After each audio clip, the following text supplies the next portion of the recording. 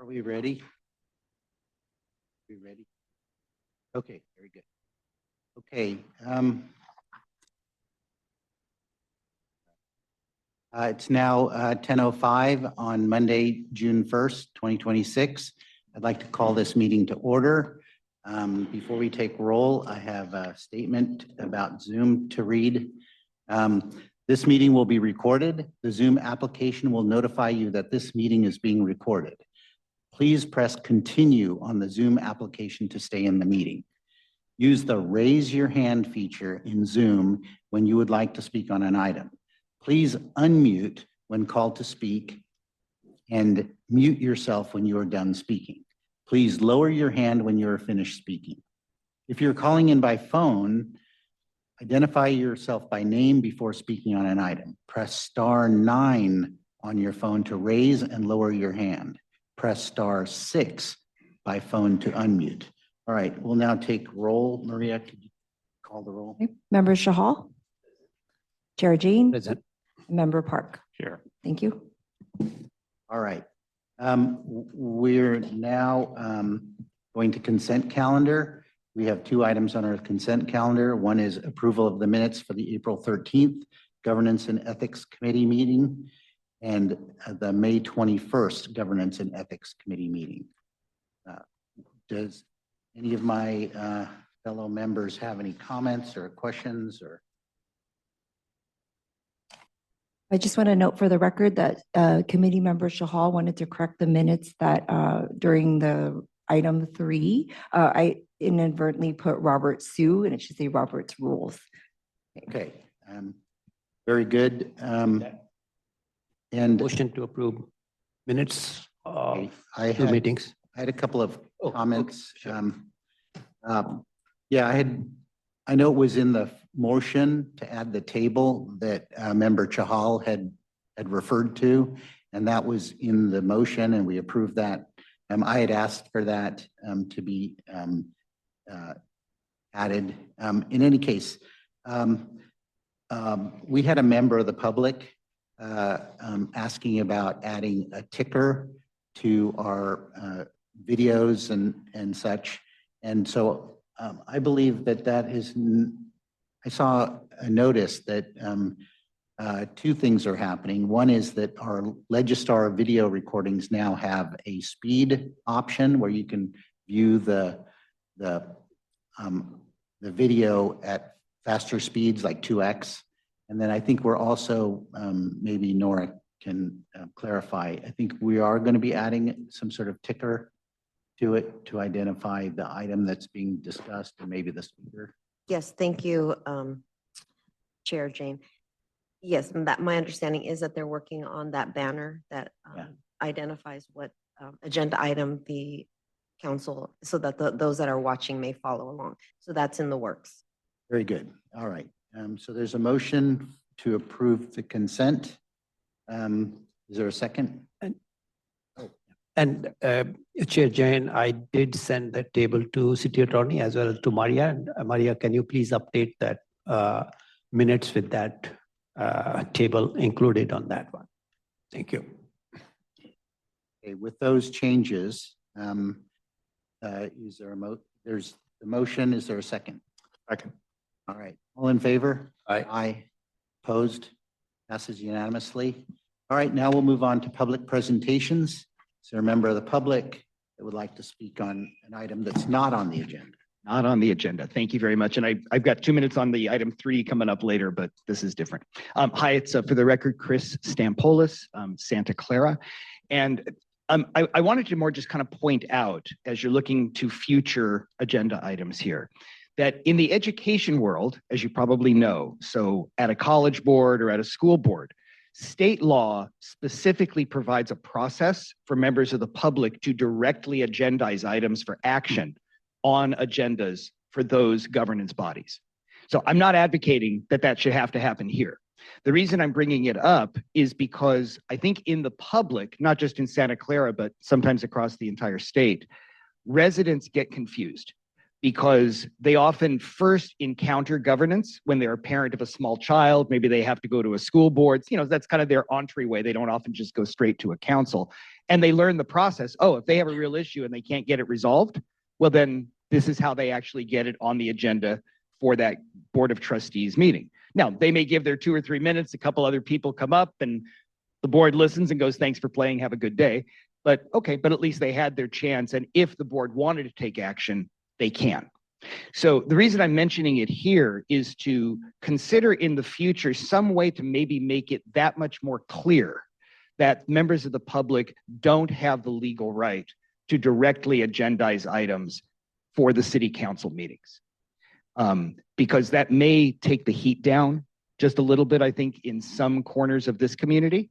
So especially with everything happening with, there's so many different things around the city, but obviously in the old historical downtown, there's, a lot of issues that are coming up. Some folks are frustrated. The other half of my quick few seconds here on public pres is that I think also making it clear that the Downtown Community Task Force does not directly communicate with the council regarding issues to be agendized. At least that's my interpretation of it. And again, it's more just something for this body maybe to consider to clarify whether it does or doesn't, because I believe that they it's kind of an informal discussion. They provide, it's really more back and forth to staff. And I've heard members of the public getting frustrated. Why isn't the task force agendizing items that the city council has to deal with? And so again, I'm not asking for change. I'm not asking to put more power with them, but just to make it clear. So if somebody wants something agendized, they realize, oh, it's not going to happen that way. Go a different way if they really want to get something done. So thank you very much. See you at number 3. All right, thank you. Do we have anyone online?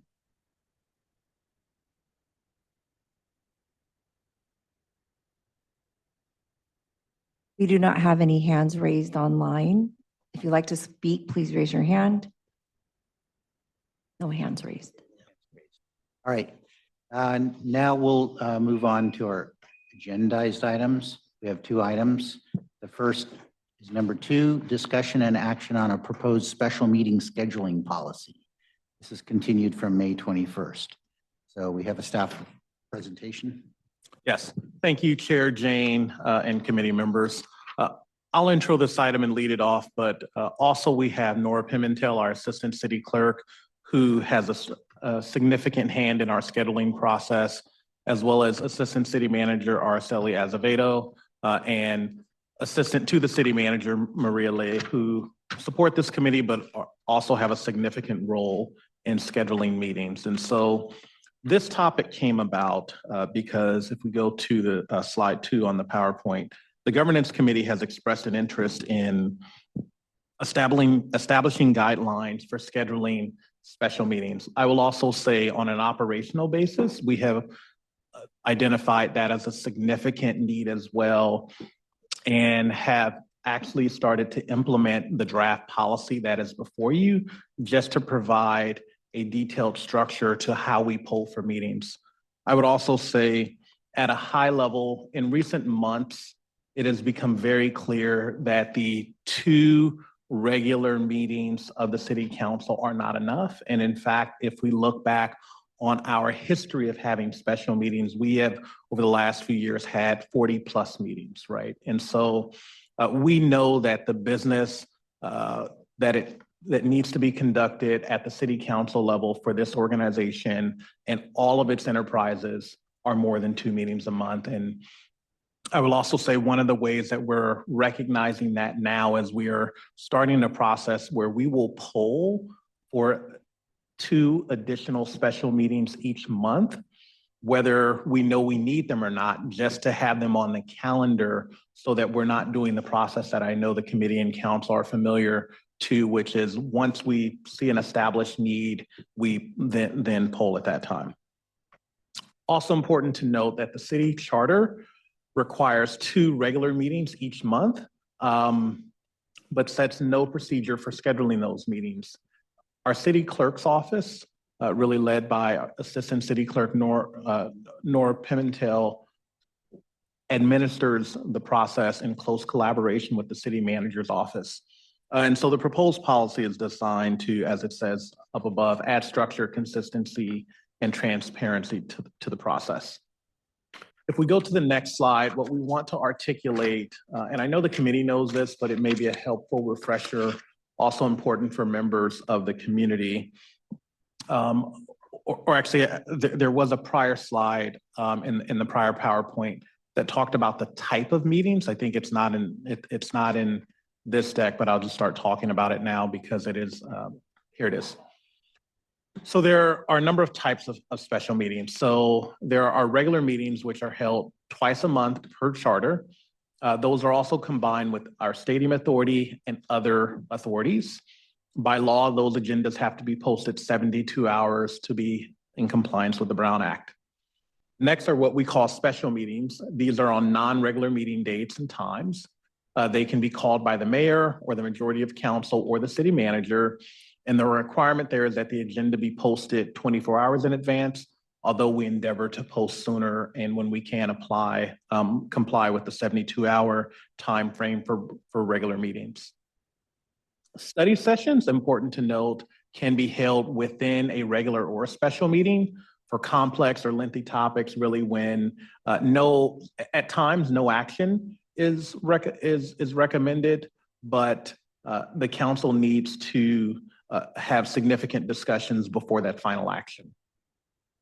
Closed sessions, as we all know, are confidential meetings of the city council under the Brown Act, and there are 6 criteria by which a closed session can occur. Those are detailed in your staff report. 1 for personnel matters for individuals appointed by the city council. 2, to discuss pending or anticipated litigation. 3, to discuss real estate negotiations regarding the price and terms for payment, purchase, exchange, or a lease of specific real property. 4, labor negotiations. 5, to discuss public safety or security matters related to threats to public facilities or the public's right to access public facilities. And 6, license applications or license renewal by an applicant who has a criminal record. Brown Act specifies those 6 areas and the city complies with that. Next is a category, thankfully, that we do not need a lot, which are emergency meetings. And then under the Brown Act, when there's a necessity for a public meeting, there's a process for us to call for a emergency meeting. The next slide discusses our process. And so it's really based on the majority principle, which is when we need a special meeting, we will select the date that the most members can attend, and no member's individual schedule will be given preference over the other, not the mayor's, not any other member of the council. The initiation of the process, in this process would begin with either the city manager or majority council request via written or electronic notice from the city clerk's office. The process starts with the city manager's office selecting 3 dates. And so we select 3 dates for the possible special meeting, and that's based on any number of criteria. Sometimes there's a consultant, so it's the consultant's schedule combined with the city's business calendar, but we select 3 possible Brown Act compliant dates. The city clerk's office next will poll council members and provide a deadline no more than 48 hours from the date of initial poll. And so that allows time for us to contact council members via email, via text, via phone, and assess their availability for the meeting. Importantly, the city clerk will compile and is now compiling a written availability summary that's kept internally for our record on how we complied with the process. Once responses have been received or that 48-hour time period has elapsed, the city manager's office then selects the date of the special meeting based on 4 criteria. 1, the greatest availability.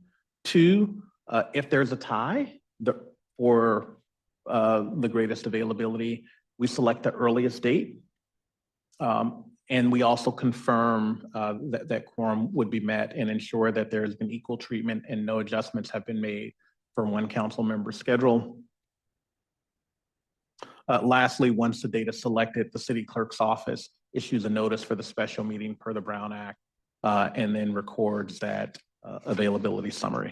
So it's a very standard process, we think. The policy has provided a little structure to what we have been doing. We think that we have addressed a number of the concerns that council members have articulated, but certainly the policy is here for your discussion and feedback.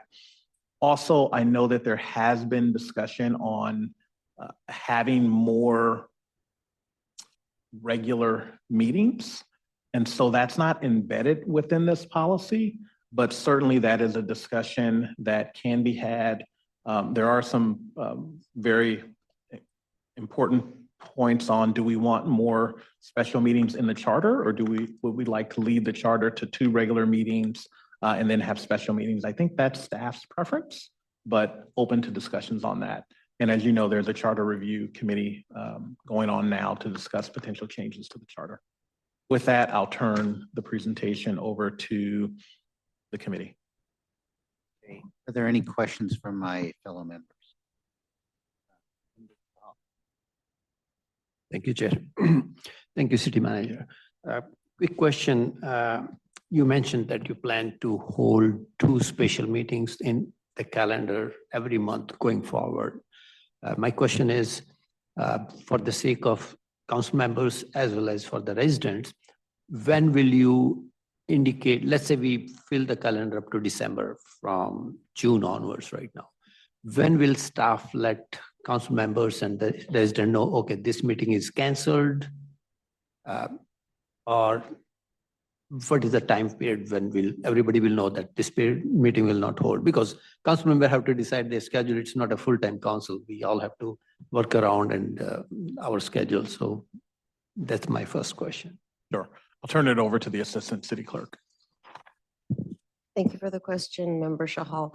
My understanding is that when we propose these 4 meetings and those 2 special in the month, if that meeting is not needed, we will let you know with 1 week advance notice that it's not going to happen. Preferably, because we are planning way ahead, I would say at least 2 weeks would be, like, if you can work out, that would be good because people can plan accordingly. But at least 1 week is there, right? If you can plan it sooner, that would be great.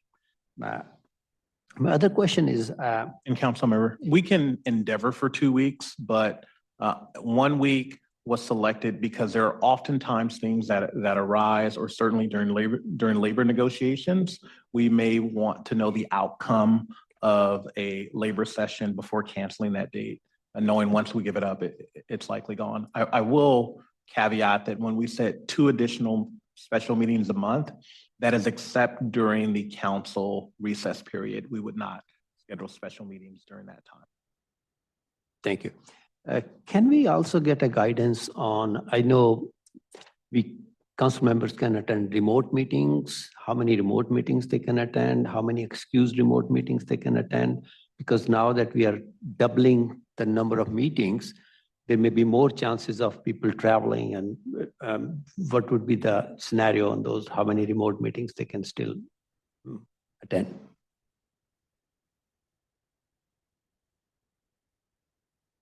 I was just looking up the charter provision that you think I'd know by now with how immersed we are in the charter, but I think the provision in the charter, and I'm looking over the assistant city clerk who might know it better than me, is that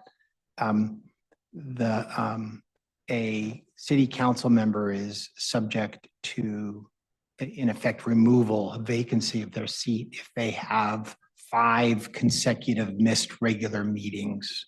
And so that are unexcused. One of the things that the assistant city clerk and I have been talking about that's contemplated somewhat in the charter update process is that there's currently not a specific policy regarding when the conditions under which an excusal may be granted. And so while the charter committee isn't proposing to change the standard for 5 consecutive meetings, it is including a recommendation that a policy be developed to define the process by which a person would be excused, or not. The charter standard, 5 consecutive meetings, is similar to the general law city standard. But I think the general law city standard includes missing that specified number of meetings or a different number over a 60-day period. And so that's the standard for, what you're currently required, to attend. And I believe it refers to 5 consecutive regular meetings, if I'm not wrong. So in theory, a special meeting, if it's missed, wouldn't constitute, under the current rules set forth in the charter, a missed meeting that would count towards a potential result in in a member being subject to dismissal. And I'm looking at the assistant city clerk. She's nodded mostly to confirm that, in fact, I've described that accurately. I had a clarification. My question was, how many remote meetings? Yeah. How many, yeah, I'm sorry, I didn't hear the current remote, the allowance for remote meetings. And I'm looking again at the assistant city clerk. There's an unlimited number under the standard remote participation, where in fact your address is listed on the agenda and the public's is available to attend. I think now what's allowed in any calendar year is 5 for-cause remote participations. I just want to clarify, it's a percentage of the number of meetings in the AB 49 or whatever it's called. And so I think you're allowed 20% of the number of meetings, which means 2 out of 12. But if you have more meetings, then you get to have more meetings that are subject to just cause, but then special meetings count in that number of meetings. So assistant city clerk is on it. So I will stop talking. So what I've read for SB 707 is if there's 2 regular meetings a month, then it's 5. If there were 3 regular meetings a month, it would go up to 7. So that's where it gets bumped. We're talking special meetings, unless one of those became a regular meeting, then that's how you would get the bump to the 7. So going forward, for next year, they should be regular meetings so that we can get more meetings for just cause. That's my recommendation. So my clarification, so the special meeting will not be counted towards the number of meetings? Oh, okay. Okay, yeah, that's fine. So, and I'm sorry, and I was answering the wrong question, as I do occasionally, when you posed it regarding although that's relevant too, right? For purposes of, if we're going to add more meetings, you would want to know, right, if missing a special meeting would count, against, what your required attendance is under the charter, and under the charter, the way it's currently drafted, it wouldn't. Your question regarding remote participation is a good one.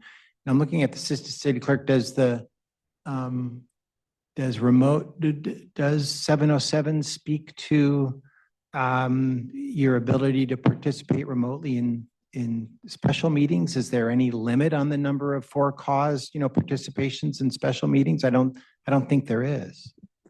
Well, from what I understood, and of course I'll leave that to your legal discretion, is. Yeah, I'll have to take a look at it. I guess I'm at to see if you knew. Because it says how many regular meetings. So depending on your regular meetings, that's how they identify how many days you can participate remotely. So it was 2 meetings a month. That brings you to the 5 days. If you had 3 meetings a month, then it brings it up to 7 days. Yeah, so I guess to your point in saying you'd rather have them be regular meetings, query if those are special meetings and they wouldn't count towards the number, maybe that isn't a reason to have them be regular meetings, because if they were special meetings and it wouldn't count, you could potentially participate in more special meetings remotely and not have that count. So I'll have to research that. We haven't looked at that. I'm not sure that 707 speaks to that. So basically, if I understand right, unlimited remote meetings can be done, but for cause excused, if you don't want, if somebody doesn't put their address into the agenda, then they are depending on that particular rule of percentage of total. Yeah, and currently with the number we have scheduled, it's 5. But yes, if you were to convert it to more regular meetings, it could be adjusted. Just- Yep, Thank and you. we'll have to look at the special meeting rule because that's meaningful. I'll even start looking at it while you're discussing. Thank you. Okay, Member Park. Yeah, so just clarity. Do special meetings require excusal? I mean, we've had the mayor not excuse members at special meetings. And I think it was a good kind of a policy just to allow that, but we've had the mayor skip excusals for special meetings. Is there a requirement that members must be present for special meetings?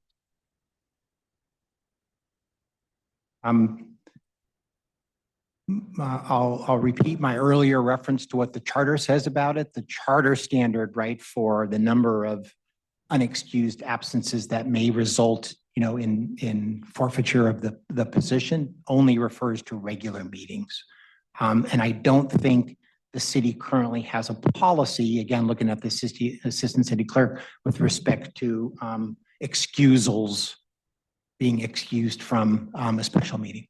Understood. And I think that if Or any meeting for that matter. It's just kind of done as a matter of practice currently. understood, I think that from that perspective, it doesn't really matter if the extra meetings are special meetings or regular meetings. It's just that regular meetings would allow more participation because people could attend remotely. Special meetings, is there a requirement? I mean, what is the requirement? What is the allowance for attending special meetings remotely? I mean, does that yet, again, special meetings don't seem to count against excusals. Do they count against remote meetings? Let me start with the answer for that. Individuals would be able to attend special meetings remotely. They do now. I think part of your question, it relates to, is there a required excusal process within a special meeting agenda?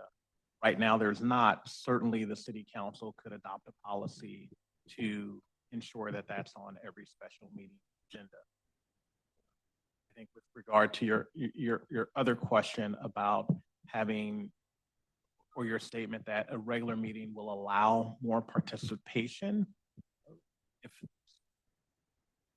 if the date is known in advance, a regular meeting or a special meeting could engender the same amount of participation. It really depends on availability of schedules, council plus public. Actually, what you just said is very important, which is if there's no special meeting excusal process, then I don't know what that is, but having more regular meetings would increase the number of allowed remote participation That is, instances. And that's what I'm getting at. that is, When you say just the number of meetings, that's not precise. Can I add, Mr. Chair, Member Park's comments get at the issue that I said I was going to research, which is for purposes of the calendar limit on the number of for-cause participations that each individual council member can avail themselves of, I need to research how that applies to special meetings. My current belief is that it doesn't apply, so that you might be allowed to miss more than 5 meetings if in fact some of those are special meetings, but I need to research that. I don't know the answer. Okay, City Manager. if I can, if there's a desire to increase the number of allowed remote participations for regular meetings, that could also be addressed through a separate policy change that doesn't necessarily require making additional regular meetings a month. So, I understand that has come up through this discussion as the council would like additional remote participation opportunities. That can certainly be accomplished irrespective of if the additional meetings are regular or special. Okay, a member part. yeah, I'm going to say, so that would be done. And we would do that because we're a charter city and we can put that into our charter versus, I mean, because at some point, what does SB 707 say about that? The SB 707 is part of the Brown Act. The Brown Act applies to charter cities. We can't change the rules of the Brown Act because we're a charter city. That's why I want to research and haven't researched yet the impact of a limit of the number of for-cause remote participations as it might apply to special meetings. Because my question is on the statement that if there's a desire to increase the number of allowed missed meetings, this can be done via policy change. And it doesn't sound like that's precisely true. Yeah, there would need to be a policy for excused absences with respect to that, but the policy with respect to the Brown Act will be a matter of Brown Act research and analysis that I want to be able to advise you on. Because, I mean, there are questions as to what happens if we have, I mean, this is a part-time council. We decide to have more meetings. I know that if we want to make them regular meetings, I think that requires a charter change because the 2 meetings per month is written into the charter. But what happens if we require more? Minimum 2. It's a minimum 2, yeah. So you could always have more. True, Yeah. but unless there's a policy that specifies that it can or should be 3 or it should be 4, I think that there's always the argument that the charter does not require 4. There's no doubt the charter doesn't require 4. It's a minimum of 2, but you could, as a matter of city council policy, add more regular meetings. Okay, so we can make that a policy change. We can make the requirement for the number of meetings a policy change. Yes. Okay, and then what happens if we require more meetings and we cannot get quorum for that increased number in a given month? I mean, what happens there?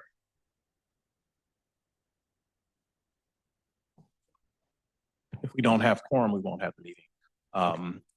Conceivably, staff will seek to poll for a special meeting because there was not quorum for that regular meeting. Understood, but at this point, now I want to get to kind of why we would have a special meeting versus why we would have a regular meeting. If we can't have and I understand the city attorney is going to look into excused absences, but if we can't increase the number of excused absences, then it seems like the desire would be to have special meetings where special meetings don't seem to have, I mean, we'll look into it, but don't seem to count against the absences allowed by SB 707. So that's I'm sorry, I want to be clear about what I'm researching. It's not excused absences, it's the number of times you can participate remotely. yes.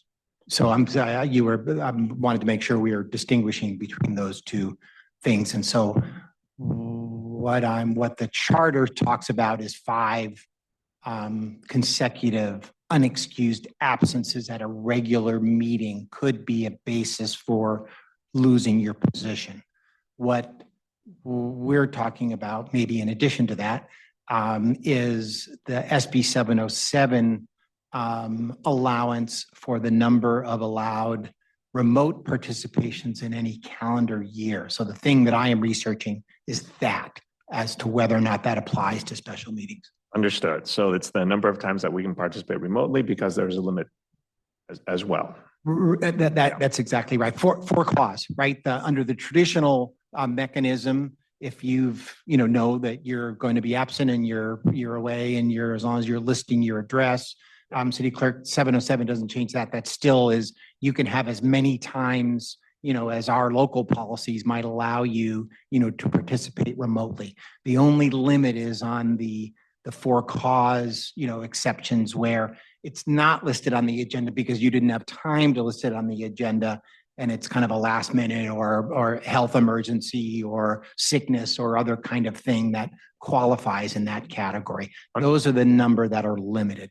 Understood. And even with the posting I mean, that's always the workaround, as long as we can post and we can have the agendas posted in the meetings.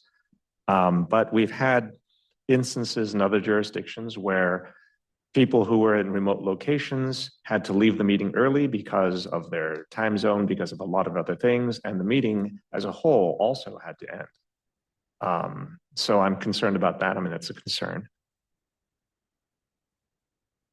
I mean, at some point, a lot of people think this is about number of meetings, and I want to kind of make clear why we need more meetings, because we have a lot more things that we talk about, Stadium Authority. And again, I don't know if you can tell us the number of authorities that actually meet in one council meeting. At the one council meeting, we have a notice that we tell the public that for each attended meeting and how many attended meetings how many meetings are we actually attending in a city council meeting? Because it's not just one meeting, it's multiple council meetings, it's multiple committee meetings, including Stadium Authority. There used to be Sports Authority, the Housing Authority. There used to be a number of authorities that used to meet separately. We used to close the specific meeting we were on and open the Sports Authority meeting, close the Sports Authority meeting and then open the Housing Authority meeting. We used to do that separately. We had a member of the public complain that, well, in a lot of cases, those meetings had no agenda. And if those meetings had no agenda, then it would have been better to simply cancel that meeting rather than open it, accept the minutes of the previous meeting, which is there were no minutes because there were no items, and then close it and then pay each council member an additional $30. Well, now I think we get paid additional $30 for each meeting that's attended, and we just lump them all together. And I'd like some clarity there. Because that's, we have a Stadium Authority, we've got an enterprise fund, we've got SVP, that we talk on all these different things. And the fact that our council meetings take longer, some of it is due to robust public input, robust discussions, but that's not the entire story. And I'd kind of like to remind the public why we have so many issues and why there are so many items that the city of Santa Clara considers that other cities may not. City Manager, do you have a comment? Sure. We're looking at the number of specific authorities. Don't want to quote the number here now, but just in response, Committee Member Park, you're absolutely right that the 2 regular meetings a month is not enough to get the regular business of the city completed, which is why we have had over 40 total meetings for the last few years, and which is why we are now scheduling at least 2 additional special meetings a month. With regard to the authorities, it's important to note that the posting of the agenda for a meeting of the City Council, the Stadium Authority, and concurrent authorities is really done as a convenience matter, because there is not an item on every agenda for all of those authorities. And in fact, sometimes there's not even an item on the agenda for the Stadium Authority. It's done so that there is consistency for posting the agenda. The city could change where you only post for the actual entity that is on the agenda. I think you recounted some of the history on why that's done, but you are correct right now. Right now, it's 1 meeting with all the authorities. That can change. I will also note that it is not just the authorities that create the additional business, it is also some of our enterprises. And you mentioned Silicon Valley, which is not a separate legal entity, it's a department of the city. Then there's the stadium, then there's the convention center, and some of our other enterprises that again are not specific legal entities, but add to the complexity of Santa Clara. And we all know Santa Clara sort of feels like a medium-sized city, but we sort of punch above our weight because we have the breadth of Silicon Valley power, we have the stadium, and a lot of the assets of a much larger city. Well, we punch above our weight because we've got a $1.7 billion budget, which is multiple times any other budget, any other city our size. We've got a general fund that is larger than entire city budgets of neighboring cities. I think that this is one of the reasons that we do that. I brought up that SVP, but to show that these are the things that Santa Clara must consider that other cities do not. I do, again, the change that was made to how the city council meetings are noticed happened before your time, so I don't expect you to know this, but again, the complaint that was made by the public was that the city council would open an authority meeting and then close it immediately because there were no items on it and get paid $30 for every meeting that was opened and closed with no action. And this happened with a number of meetings, sports authority, housing authority. And after that complaint was made, shortly after that, then the change was made to city council meetings to notice all the authority meetings at once and, you know, open all of them at once and then close them all at once. Going around the actual request, which is, you know, let's just not have an open authority meeting. Another question I have for clarity is, do council members get paid for each of those authority meetings, even if there is nothing on the agenda for those authority meetings? If I can go ahead and answer that. So for the $30, the eligibility for the meetings include the Santa Clara Stadium Authority, the Sports and Open Space Authority, and the Housing Authority. There are additional authorities that do not receive or are not eligible for the $30 payment. That includes the Stadium Authority, Sports and Open, I'm sorry, I read the wrong one. Santa Clara, City of Santa Clara Redevelopment Agency, Bayshore North Project and Enhancement Authority, Public Facilities Financing Corporation. And that's it. Understood. And I think that my memory serves correctly. It was the Sports and Open Space Authority and the Housing Authorities were the ones that I specifically remember. Hey, did you have any other questions? No, but my other comment was, you know, people ask why I think I've been saying things about a full-time council and people think it's about money. It's not about money. It's I want no excuse for any council member to be able to say no to a meeting.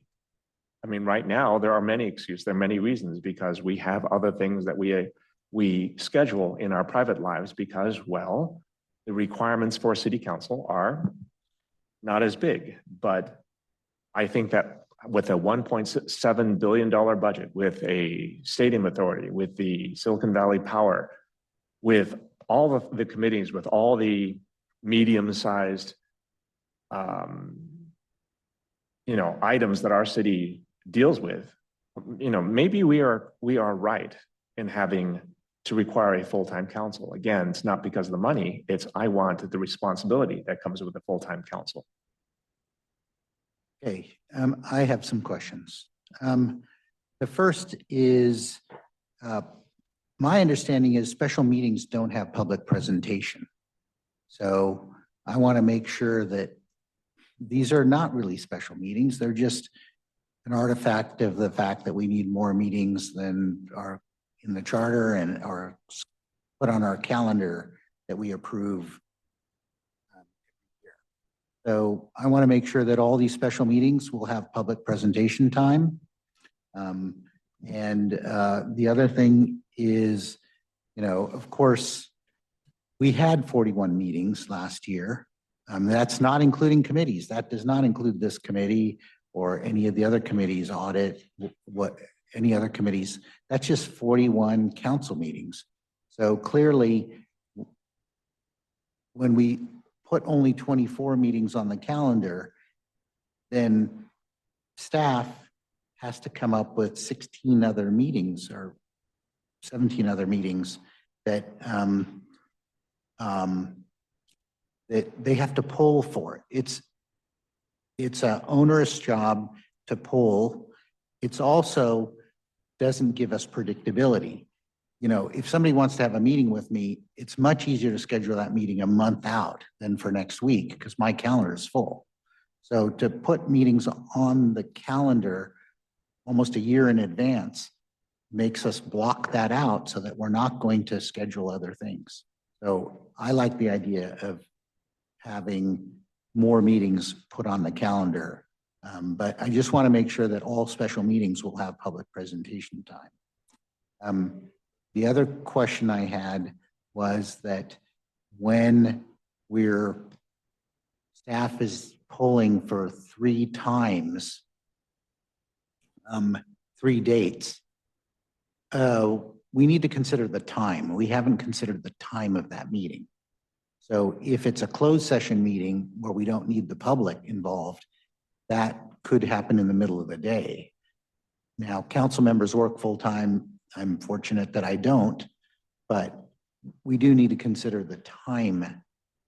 So far, we haven't even discussed the time of those meetings. We've only discussed dates. So I want to understand what the thinking is behind polling for those times, because that opens up, if you're freeing that it's not just evening meetings, then it opens up more possibilities. Sure. Chair Jane, good question. Can I address the first thing you said, which is ensuring that special meetings have public presentations on them?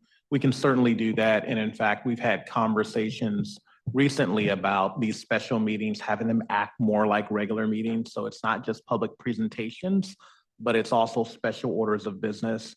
I believe the last special meeting we had a special order of business, and that's because, again, even the length and the number of special orders of business we have become challenging when we start our meetings at 5:30 or 6 o'clock, and then the regular starts at 7. As you know, we often have sometimes 45 minutes to an hour of public presentations. And so staff's understanding, and we can make it more explicit in the policy, is that these special meetings would have the same feeling of a regular meeting with all the same areas on the agenda. With regard to scheduling, very, very good question. I think first, let's discuss scheduling times for a special meeting that will have more normal city business. Certainly our thought was we would keep with the council's current practice and policy is to start the regular meetings at 6 o'clock.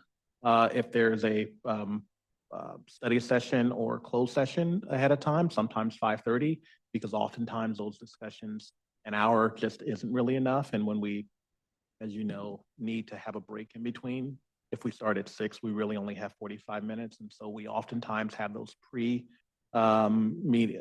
closed sessions or study sessions at 5:30. And then we would begin at 7 o'clock with the core portion of the special meeting.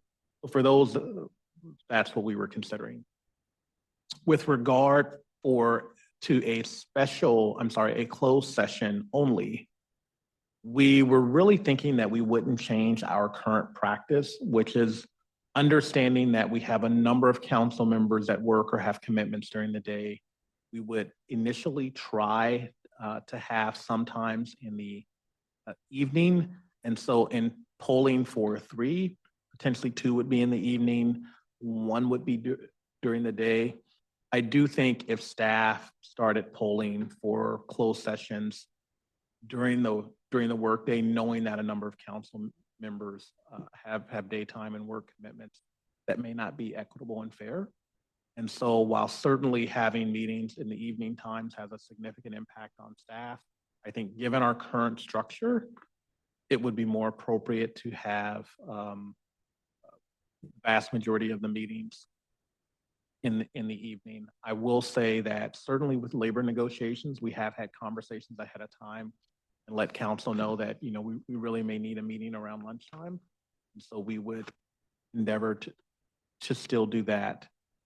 And I will also say that most municipal corporations that have their meetings during the day, closed or regular, have full-time councils. And so we weren't, because we have a part-time council, weren't looking to really go there unless there's a change.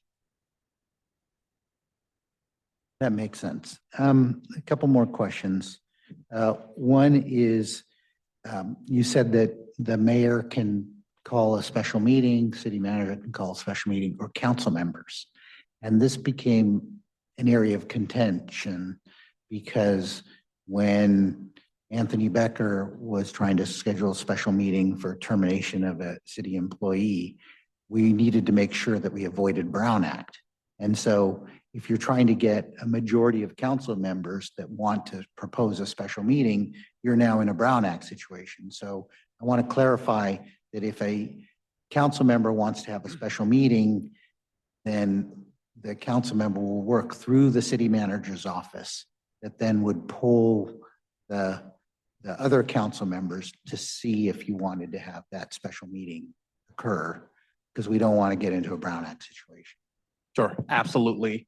And we have a process for that. I will say the council member may approach the city manager's office or the city attorney's office, but we have a process and a form that is Brown Act compliant. I'll turn it to the city attorney. Yeah, just a reminder, we did update that policy and process, and there was a form that we revised as the previous form when I reviewed it. It created some Brown Act, issues inadvertently. And so you're exactly right. Scheduling communications themselves are exempt, under the Brown Act. But the manner in which that occurs needs to be carefully managed, because it might be easy to inadvertently exchange substantive, communications about the subject of the meeting. And so your description is correct. Majority of the, a single council person or two, right, can initiate a request for a special meeting. But ultimately, if it's a council member called special meeting, a majority must agree to call that special meeting and manage through city staff in order to avoid inadvertent serial communications under the Brown Act on substantive issues. Okay. Just wanted to clarify that. The last question I had was, when you're polling council members for a meeting, we have budget amendments that require a supermajority, require 5. So you want to make sure that when you poll for quorum, that you're at least getting 5 when those items are on the agenda versus 4 for a standard quorum for a meeting. I also think that it's a little onerous that if you have a serious issue coming up and you poll and you only get 4, then you need a unanimous vote of those 4. So I actually kind of prefer that we have N+1. So if you needed 4 for deciding something, you have to get 5 council members to that council meeting. If you need 5, then you need to get 6 council members to that meeting, because it's just very hard to get a unanimous vote on a contentious item or a serious item. Chair Jane, very, very, very good comments. I think to the first one, I'm sorry, I'm actually blanking on your first point right now because I was. Just if you needed 5 for. So actually in our process, that's why we have a confirmation of quorum. It sort of seems that's not needed, because if you have a majority, you have a confirmation of quorum, but it's exactly for the reason you mentioned, which is if there's something that is going to be on the agenda that we know requires 5 votes and we have a quorum for the meeting, but not 5 attending, that allows us to either adjust the agenda items or pick another date. So that we are certainly considering that. With regard to your last point about N+1, we had not discussed that. I would say that if council does or the committee desires something like that, having it in policy is better, because what we don't want staff to be doing is agenda shopping items, right? Or being accused of agenda shopping items. But I certainly understand the point you're making, where if there is a contentious item, having more council members hear that item is generally better. I totally understand. Yeah, that would be my recommendation, is to formalize that N+1. Other comments? Just, Okay, Member Chow. just one clarifying question, just for the policy matter, because when we are putting anything in record, I just want to hypothetically, nobody has been turned off from the council for 5 consecutive absences. But my question is, as per charter, you have 2 meetings, regular meetings. And as per policy, we might increase it to 3. For that clause that council members, if they miss 5 consecutive meetings, they can be thrown out of council. Which one applies? Does the charter 2 mini meetings apply or our policy meeting apply? There's a confusion, like I want to clarify which one applies in that scenario. Yeah, Although this never happened in the past, I hope it Right. has not, but just. Yeah, one of the things that you'll be seeing soon that will come out of the charter commission committee recommendation is an acknowledgement that the current charter didn't specify with any detail what constitutes a vacancy or an effective forfeiture of office. It's now specified in a fairly standard, conventional way. And once that, if in fact that's approved and submitted to the voters, and approved, that would be the standard for vacancies, and you couldn't modify that by policy. So that would become the standard for what constitutes, the actual vacancy for purposes of removing somebody. So charter would dictate, if charter establishes a standard, you can't change it by policy, I guess is what I'm saying. But that's for future. I'm saying as per current, let's say charter doesn't pass, or there are 2 options. And Charter can pass that, Yeah. charter may fail. And the current charter actually already has the provision for 5 unexcused absences But are those? at a regular meeting, but it doesn't define what the excusal or non-excusal policy is, right? And now the charter isn't proposing to change that standard, but it's calling for a policy to be enacted. So my question was, are the 2 meetings which are defined as per the charter, are they considered the regular meetings? Or the policy, let's say we make a policy, we will have 3 regular meetings in a month. Charter only says 2. So somebody can be thrown out within a 2 month and a half, whereas as per charter, he can be thrown out only in 6 months. So basically 2 months versus 3 months. It can be as per charter in 3 months. You're right, if as the per charter policy, didn't, 2 months. yeah, if the charter didn't change the current standard for 5 consecutive meetings, it might, and you call for more regular meetings, the policy in effect could result in the charter being applied in a way that is more strict than it currently is. You're absolutely right. That is I get your point. That is a possibility. And so in theory, just like the remote participation standard applies to the number of regular meetings, in theory, the charter provision, and this could be something, that you address when it comes back, could be modified to calibrate to the number of regular meetings that there are, if you thought it would be unfairly applied in the event that an additional number of regular meetings are applied. So basically, I still didn't get the clarification. So charter will stand, The charter will stand, not the policy. not for purposes of defining Absence. both the minimum number and the absences. And I thought your point, because I was extrapolating, is in theory, if you have a policy that requires more regular meetings, then it's possible that missing 5 consecutive meetings is more likely because you've increased the number of regular meetings. But the charter would stand.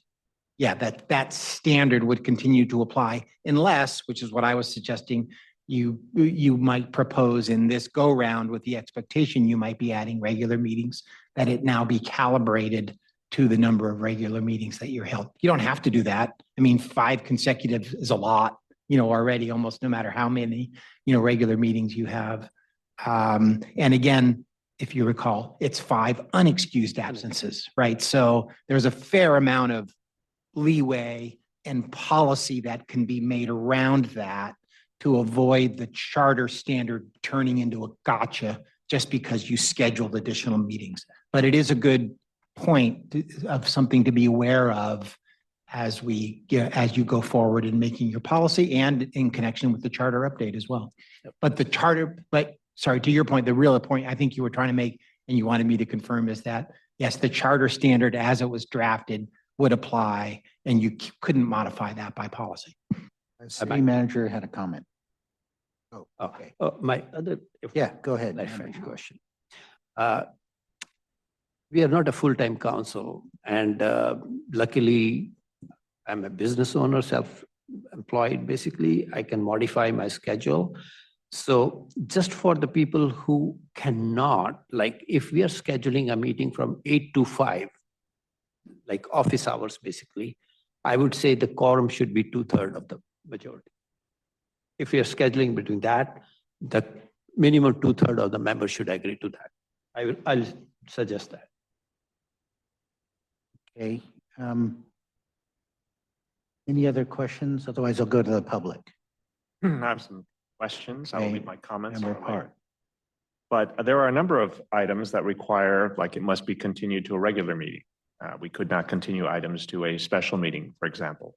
Up until recently, I had the idea that reconsiderations could only be done at a regular meeting, but when I read the actual policy, it says, or an intervening special meeting. So I realized that, oh, in some cases, some reconsiderations probably were not valid because people waited till regular meeting for that to happen. What are what are the nuances in scheduling a special meeting versus a regular meeting when it comes to, there's a lot of things that need to be considered. Reconsiderations, exceptions, continuances are only part of this, but I guess my question is, can we look into that? Because we need to know all the things that we're affecting.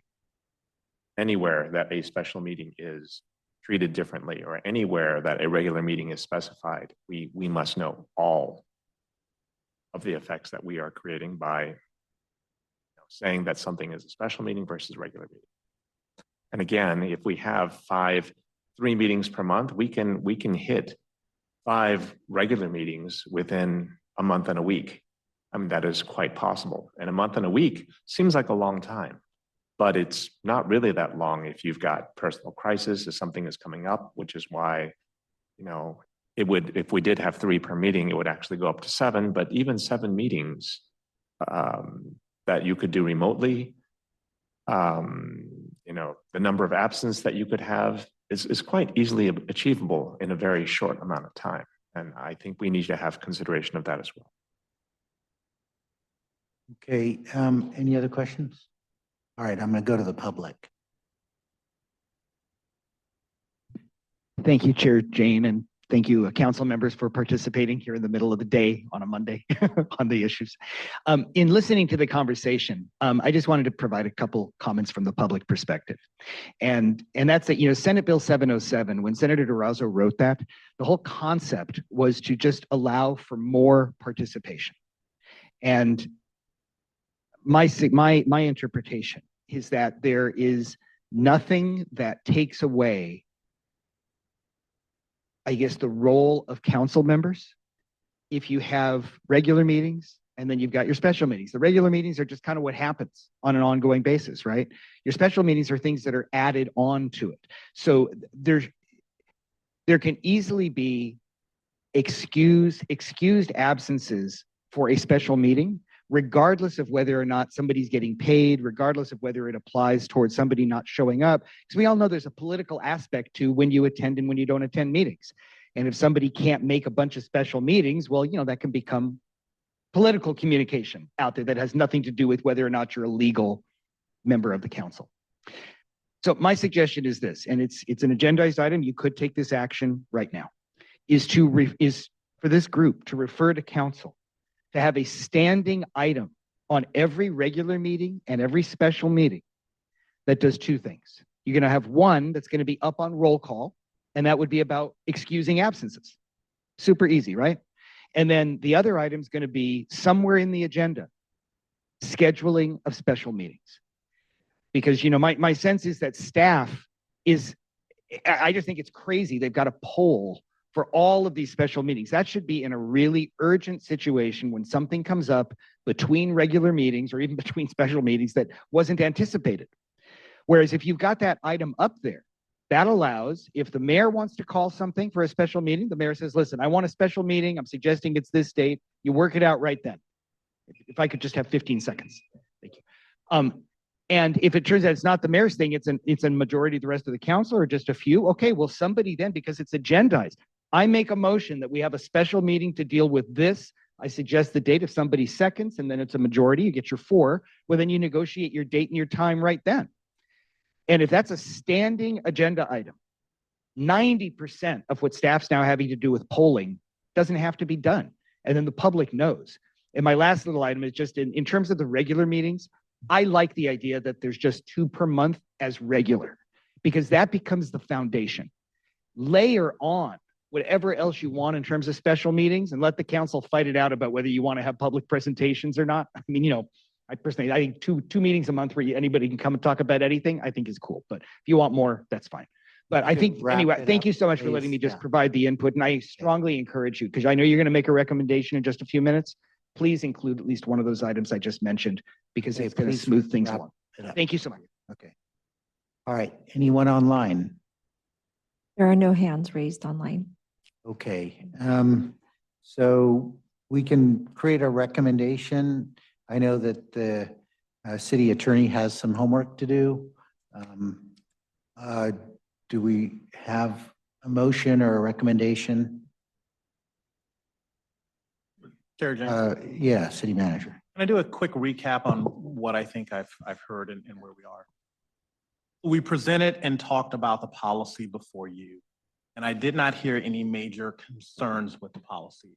What I did hear was, one, a discussion of making sure those special meetings look and feel more like regular meetings. Two, we've heard in the concept of of having N+1 for contentious or significant items with significant community engagement.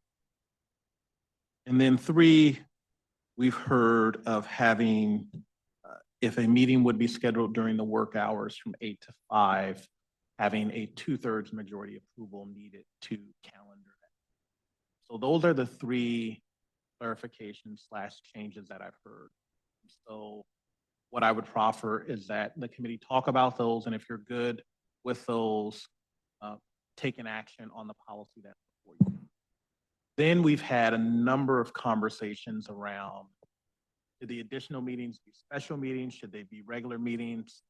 What are the unintended consequences? What are the benefits of those? Part of that relates to additional research that the city attorney needs to do.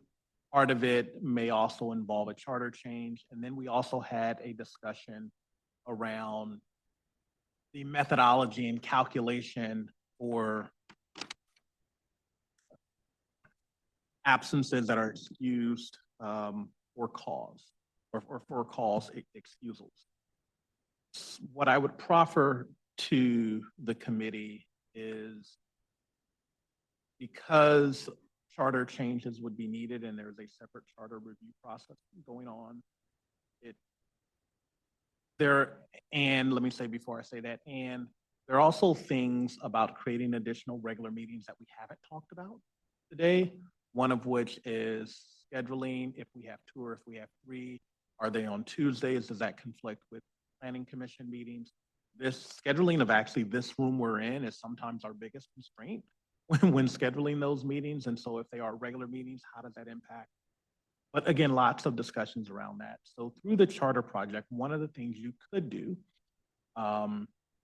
is provide a recommendation and or council direction to, as the city attorney said, at a minimum, have a proposed change in the charter that would calibrate the calculation for cause exemptions based on the number of regular meetings.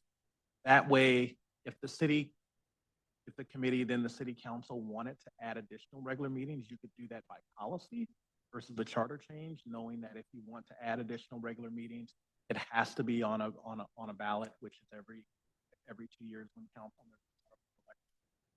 I believe. And so, and it would also allow for potential flexibility, right? You may start with 3 regular meetings and then go to 4. And so that would be my suggestion based on the conversation. Certainly, the attorney, if you would like to opine on that. Yeah, no, again, the whole charter project's coming back to you. There's a bunch of issues to talk about. This is a micro issue maybe in the grand scheme of things, particularly again, since the maybe the more important thing for the number of absences that might constitute loss of office. It's the definition of developing a policy of what actually constitutes an excused absence might be more important than the calibration. But either or both of those things, is certainly possible as part of that larger discussion. And I did want to just acknowledge Member Park's observation. There potentially are ripple effects, right, to this as to what's a regular and what's a special meeting under current rules. Sometimes you can only do things at regular meetings. That's also a thing that's being brought up as part of the charter process that you'll be seeing, pretty soon here. And there's also the current dynamic where with the current kind of decision that the council, with our agendas being so full of items, right, and a council decision needing to be made almost every meeting, it seems at midnight, hey, are we going to keep going or are we going to, continue this? If in fact there was a meeting available and scheduled, you could adjourn your regular meeting to that meeting, at which point it would be a regular meeting, right, for all purposes, which may be good in some respects and not good in others, but certainly would give flexibility if in fact there was a limitation on your ability to take action at a regular meeting or a special meeting. That next meeting would be a regular meeting, for all purposes. So, sorry, I'm riffing a little bit there, but to Member Park's point, there's and including the reconsideration, policy, there are things to think about, when you are evaluating whether or not you just want to add regular meetings, right, as a matter of policy because there's so much going on, or whether or not you want to create some flexibility as currently being proposed and get some clarity on, how you go about polling for, and scheduling special meetings in order to fill the gaps. Either one, can work and give you, greater, capacity. One gives you a little more certainty. One gives you, a little more, flexibility. In theory, you could schedule 4 meetings a month and cancel them, right? If you don't, if you don't need them. But all of that needs to be part of the thought process. I think what the city manager is suggesting, that the policy in front of you with some modifications works at least, in the short term for purposes of allowing staff to understand the parameters around which you are comfortable, scheduling special meetings. But further analysis going forward might be useful in deciding whether or not you may even want to take the extra step and have, your regular meetings schedule be modified either through the charter process or otherwise. You manager, did you have a comment? Yeah, excellent points. I just want to also piggyback off a comment the city attorney made that connects to an earlier comment that Member Jahal made around when we would cancel the special meetings. And the policy envisions a week, and ideally, I said 2 weeks, but the point that the city attorney made, which is if we're at a meeting and oftentimes we don't get through all of the items, having not called off that special meeting for the following week allows us to say, okay, we're going to continue these meetings to the next meeting, special meeting that's already scheduled, right? Or continue the regular meeting. And so that may very well be a reason why we wait to not call off that special meeting until a week in advance. I have some comments. Are there any other comments? I'll wait. Okay, so, we have this thing called the Tickler that we use internally, and we have the TMAC. And it becomes really problematic to the public to know what's going to be on an agenda. So I think we need to be pretty, we need to just plan better to make sure that the public knows more than a week in advance if something's going to be potentially on the agenda. Anything can be continued by the council at the last minute. And so I just want to, staff is already basically working to this proposal here right now in terms of polling. And, I think Nora has already scheduled 4 meetings a month for the rest of the year after August, right? So we're kind of working off of this policy.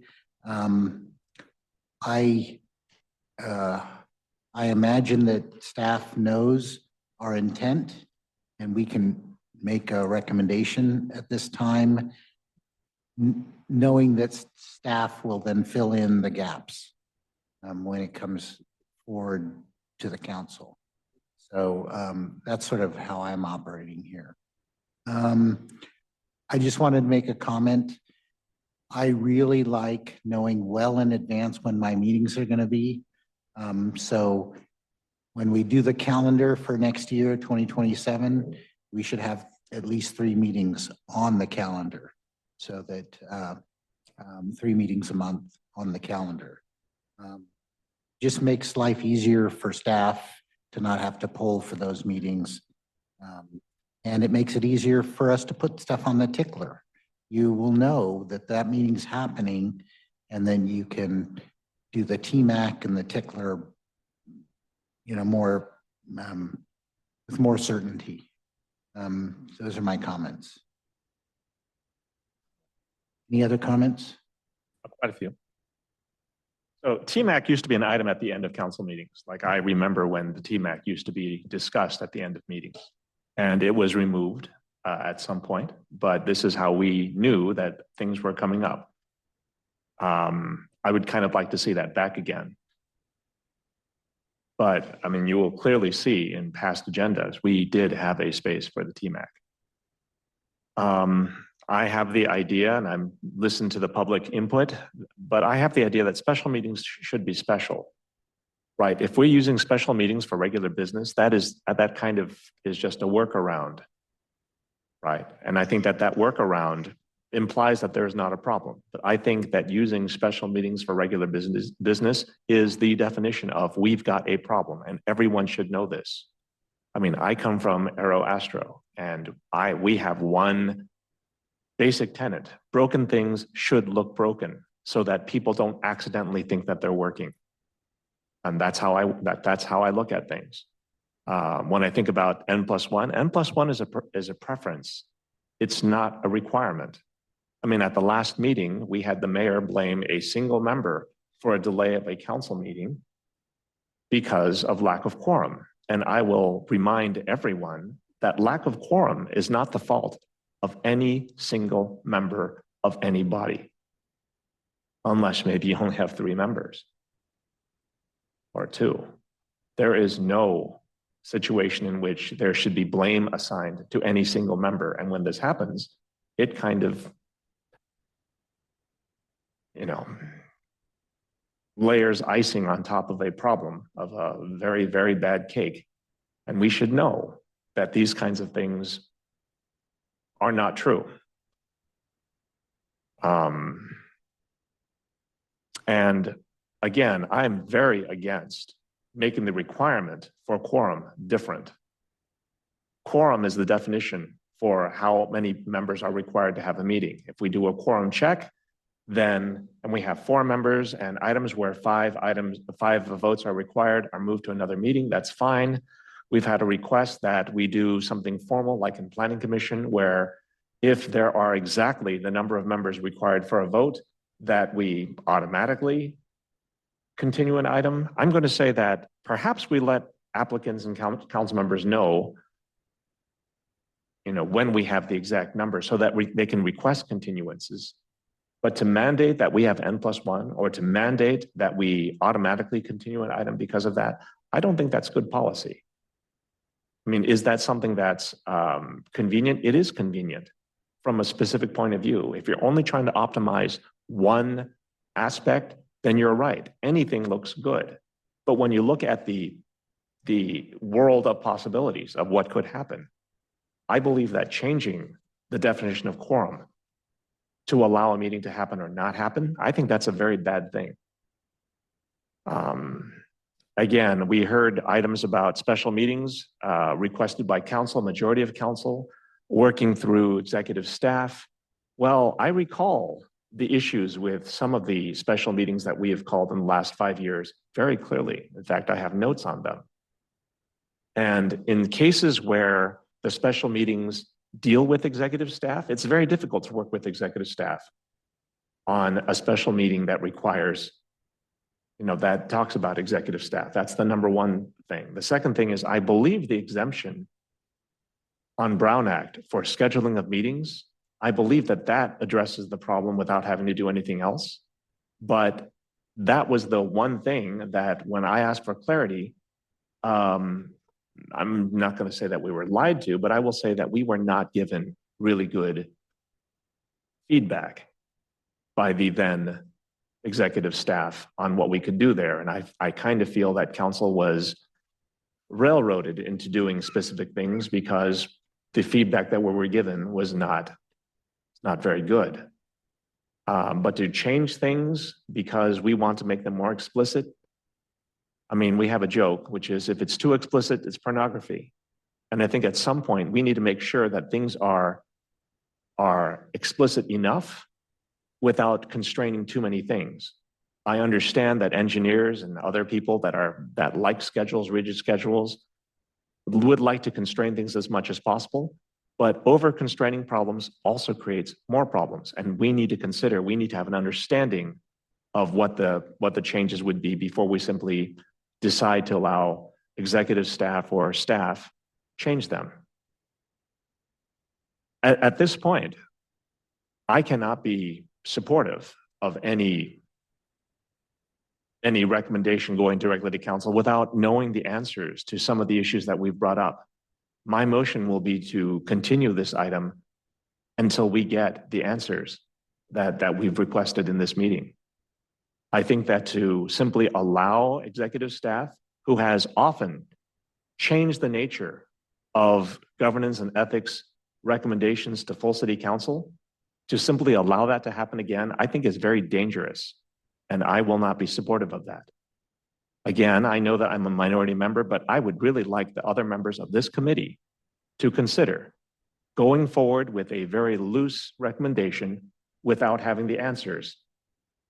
With an idea of this is what I'd like without knowing what the consequences of those ideas would be. But my motion would be to continue this to another meeting where we can get the answers. We can talk about the issues with more detail and then come up with a recommendation. But the recommendation, I cannot come up with one today. That's my motion. Is there a second? Yes. Can I ask a clarifying question? Committee Member Park, what are the questions, if you want to elaborate, which are pending? Oh, I mean, we haven't discussed what makes a meeting special. We haven't considered what, if we just make a special meeting a regular meeting, what are the consequences of that? There are so many specific things that we need to know. I don't like making special meetings exactly like regular meetings because, again, then we can just treat them interchangeably. And I think that special meetings should be at some point special. The fact that we've had a special order of business at a special meeting, I don't think that should have happened. And yet it did happen. I mean, these are the kinds of things like if we want to change it, we should have very specific reasons for changing that. But the real reason that we did these things is, the problem that we're trying to work around, which is we don't have enough regular meetings for the business of the city.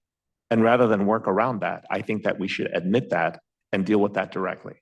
So as regards the special meeting, we are not changing the calendar this year, right? That's correct. The calendar will be Sound changed next year. And today's, I think agenda was only for the special meeting scheduling. So I think your clarification for special meeting versus a regular meeting adding to the calendar, that is not on the agenda today, as per my understanding. So what we are deciding today is scheduling policy for the special meeting. So because I understand if you have some questions, but if those questions have been answered, I think we should move forward. So I think that's clarified that we are only talking about this special meeting scheduling policy today. We don't even know what the ramifications are of the special meetings versus regular meetings. We don't know what that is. We don't know these kinds of things. And at some point, I'd like to know that before we simply make a change to the special meetings. Again, what I've asked for, what I've stated before is absolutely true. Special meetings should be special. If we are trying to make special meetings to support the fact that we've got a lot of regular meeting items that we need to address, then I'm not in support of this change. Oh, so you're saying that special meetings should not support the regular agenda items? Special meetings should be special. That is my contention. And at some point, how special they should be and what ramifications special meetings have, by being considered regular meetings or being considered special meetings, I think that those should be well known by this committee before we proffer a recommendation. So, okay. If I can, the core of the proposed policy is really just process for scheduling special meetings. It doesn't change the type of special meetings we have or what's in them. And so there were discussions around potentially adding things to the policy, a 2/3 majority for anything scheduled during work hours, ensuring that there was one additional council member before quorum +1, and adding things such as public presentations to special meetings. The committee could, as Committee Member Park suggested, not take any action. You could also take action on the core proposal, which doesn't change the nature of special meetings. It's literally just a process. I will say, as I said before, staff has already started to implement the process because the process was actually developed because of a number of challenges we were having and concerns raised by council members. And so it has provided a structure as well as a documentation process, because we have council members ask, well, why was this date picked over that date? I couldn't make that date, but yet you picked it. And so it does provide formalization and documentation of that. As a city manager, it would be my intention to continue to keep that, whether council adopted this policy or wanted changes to it later, because it has been very beneficial operational. So I had some comments. First is on Planning Commission, if you need 4 votes and there's 4 commissioners there, it's not that the item is automatically rescheduled. It's if the applicant or a development requests it, they get an automatic grant of postponing that item.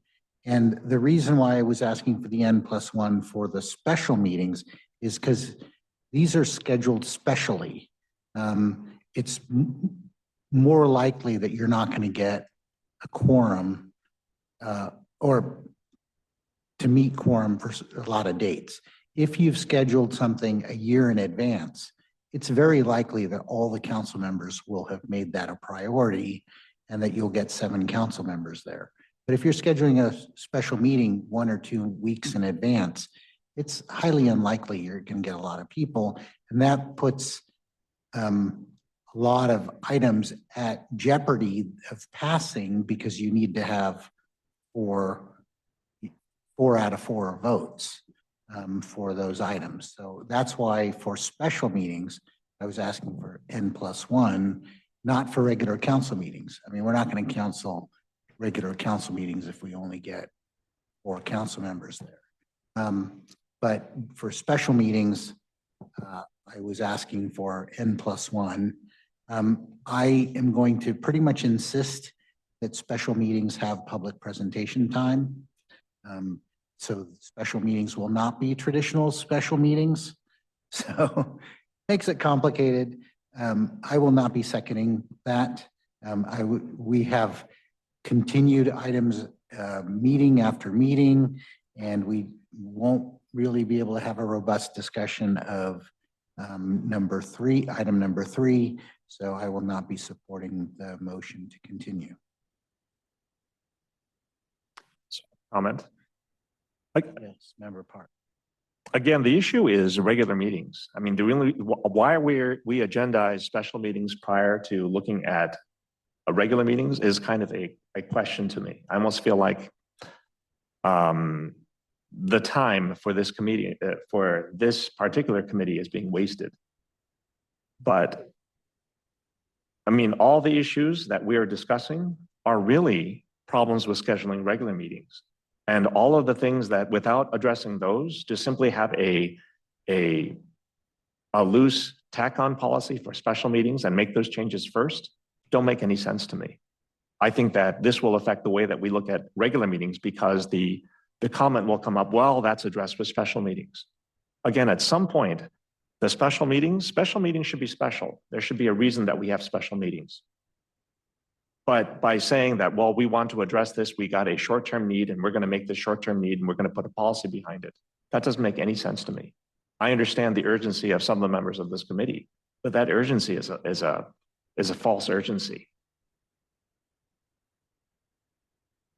I'm waiting for them to continue their comments because I want to make sure that they hear this. They're the people that are going to make the recommendations. Okay, City Attorney or Manager, did you have any comments?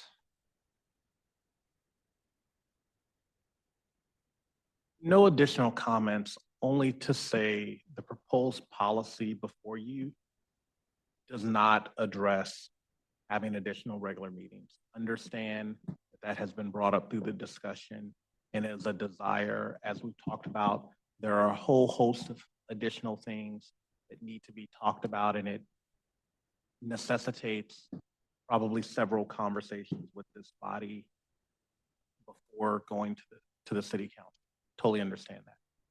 I also do not disagree with Councilmember Park's statements about special meetings being special and regular meeting and the potential need for additional regular meeting.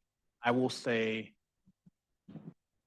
we are where we are, right? We are where we are in that the city's current process and the charter calls for at least 2 regular meetings. The city's historic practice is having 2 regular meetings, and that's what's been adopted.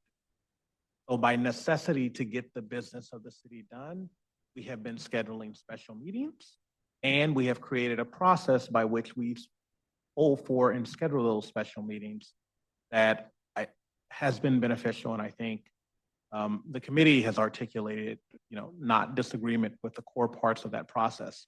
What I hear Councilmember Park articulating is really wanting to have that discussion about having more regular meetings and potentially not even wanting to develop this policy because of a good point that broken things should look broken. I don't disagree with any of that. I just wanted to really create a bright line between the core functions of the proposed policy, which is process around what we're doing now, versus the discussion we're having. And I think the city attorney has additional comment. Yeah, I agree with that, and the sidebar that we are having, Member Park, which we always have only in response to things that are being said in an attempt to figure out how to respond to those. So those are necessary and normal part of our hearing you. So I hope you appreciate that. The conversation we were having was around the importance of, and I think a lot of you have touched on it, if we're going to be scheduling meetings in order to handle regular city business, right? Because we have so much, how do we make those look and feel like regular meetings and function, like regular meetings? Because they're not a traditional special meeting. Oh, one's thing came up, right? And so we have to address that thing. Instead, we've just got a very large, volume of business. And there is value in having meetings be, regular, both for advanced noticing purposes, for public participation, purposes, including public presentations, and expanding the number of things that you can do, right? Because there are some limitations, mostly what comes to me is adoption of ordinances, right? That can only happen under our existing charter, at regular meetings. And so how do you create a regular meeting? One of the ways that you create a regular meeting that could be in addition to what the city manager is talking about, which is the process for getting these meetings that weren't put on the schedule right at the very beginning of the year, is to, if in fact a number of them have been scheduled, have the city council adopt a resolution that says for the rest of the year, we've got these meetings that are going to be treated as regular meetings. And that's how you create a regular meeting, right? And is one of the distinctions between a regular and a special meeting. A special meeting is usually something that comes up in the flow, right? That there's a process for because everybody's reacting to an issue. And a regular meeting, right, is something that you've got scheduled in due course. And so I think consistent with what the city manager is proposing, which is process, we could evaluate and discuss and potentially bring back to the council if we know there's going to be a need, right, for a certain number of meetings, adopt a resolution and have the council in effect amend its regular meeting schedule, for the remainder of the year or for a segment, of time to say we're adding, these regular meetings during this busy cycle. So that's just a thought to kind of round out, what the kinds of discussions that you're having that I'm hearing. And I'm looking to the city manager to make sure I haven't run afoul of anything you had in mind. I don't think so. No, Yeah. I totally agree with Yeah. that. But I think that discussion is truly a separate discussion because it links back to a number of things we talked about tonight, which is by increasing, or today, which is by increasing the number of regular meetings, what unintended consequences are there? What are the implications? And how the charter may change to make sure there's alignment with how a certain absence I think that's are calculated. And so it's absolutely right. Through the chair, Yes. if I may just add a comment. I've enjoyed listening to this discussion and just from my perspective, because I am at those meetings with you. And I hear what you're saying. I hear your concerns and your comments, and to the committee member Park's point that special meetings should be special. I think these meetings that City Manager Jovan is proposing is for those special closed session meetings. We have to take into consideration consultants and outside legal. And so having these dates would help when we're scheduling those, as well as special study sessions, new projects coming up, things that you need to be informed. And sometimes we don't have the time on a regular meeting. I think we could throw in my one annual special meeting for our process for interviews for the boards and commissions. That's a special meeting as well. We have an upcoming June 15th special meeting, and that's for the charter review update. That's been a project that's been ongoing for the past few months. So just to understand that that's what those meetings are for. I think that this last special meeting that occurred, I think was a one-off, because that is not normally what is done where we carry over regular business on a special meeting. However, we do need to really realize that we are at the end of our fiscal year.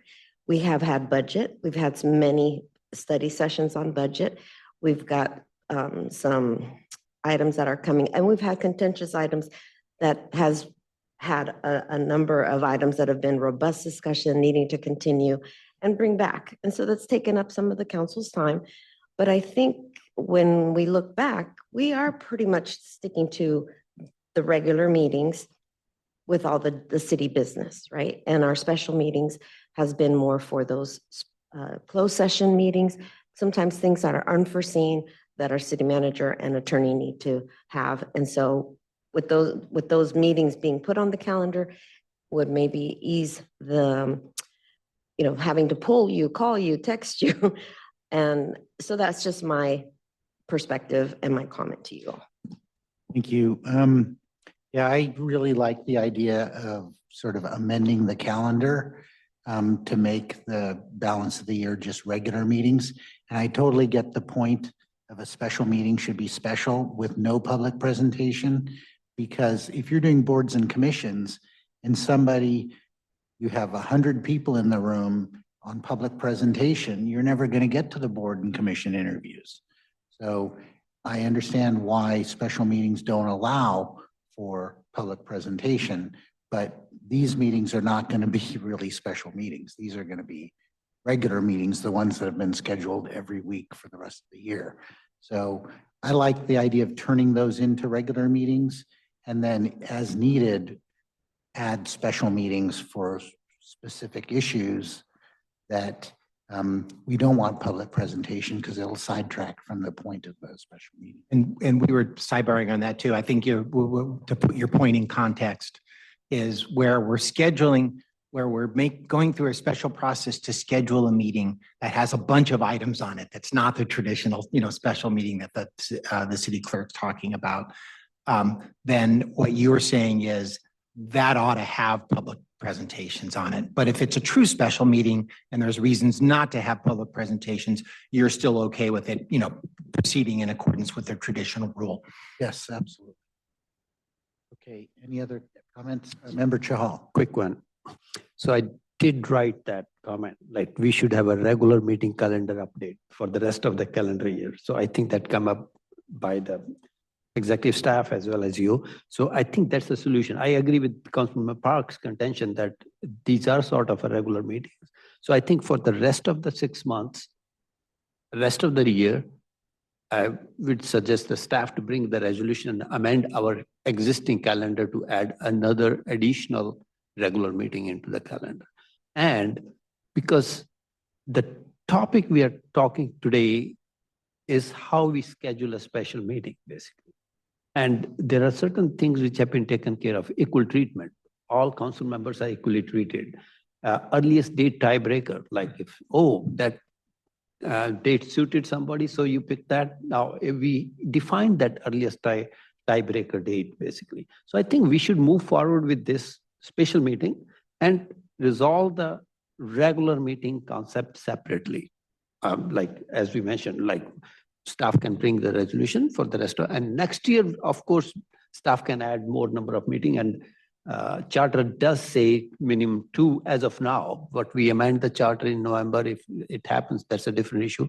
But as of now, we have 2 regular meetings minimum. We can add more, so we can bring more meetings, regular meetings into the calendar and go ahead with the process of scheduling the special meetings. I know Councilmember Park had some. Okay, Member Park. So I think, if the resolution is to make more regular meetings for the rest of the year, that's a very different thing. I don't know, but by the way that this is agendized, that we can do that. If we can, then I would be all for. It'd be more of a referral, Member Park, than it would be an action. That's correct. And that's my problem with this, which is, we need to make the actual policy work before we simply change the special meeting policy to try to put a bandage fix on this. This is a very bad way to do it. That's why I feel that it was an error to bring up the special meeting process without addressing what the actual problem is. And again, if we could have made resolutions to make more regular meetings for the rest of the year, I have that in my notes, and I've had this in my notes that I've been pushing down. But when I look at this, and I've been looking at this, I don't know that that's an action that we can take here. But to state that we're going to make all these other changes without understanding what the meeting schedule will be, N+1, without understanding what the ramifications of N+1 are, without knowing how we're going to make the actual policy work, simply making changes to the proposed policy with these changes doesn't make any sense to me. Again, if I could change this to referral, to come back with how we make a resolution to make more regular meetings for the rest of the year, I will 100% support that. But to make changes that seem nice because of the problem that have been put before us without discussing what the actual fix should be, that doesn't make any sense whatsoever. I think that that's put here because of expediency. Maybe there's a sunk cost fallacy where we spend so much time talking about this, that this committee wants to vote on something, but this is not the right thing to vote on. At some point, I will make the referral to bring back how we can make a resolution to make more meetings, regular meetings for the rest of the year. But to make changes to special meetings based on the discussions here, I don't even think that these are discussions that we should have been having. Okay, there is actually a motion on the floor. I think, did it die for lack of second?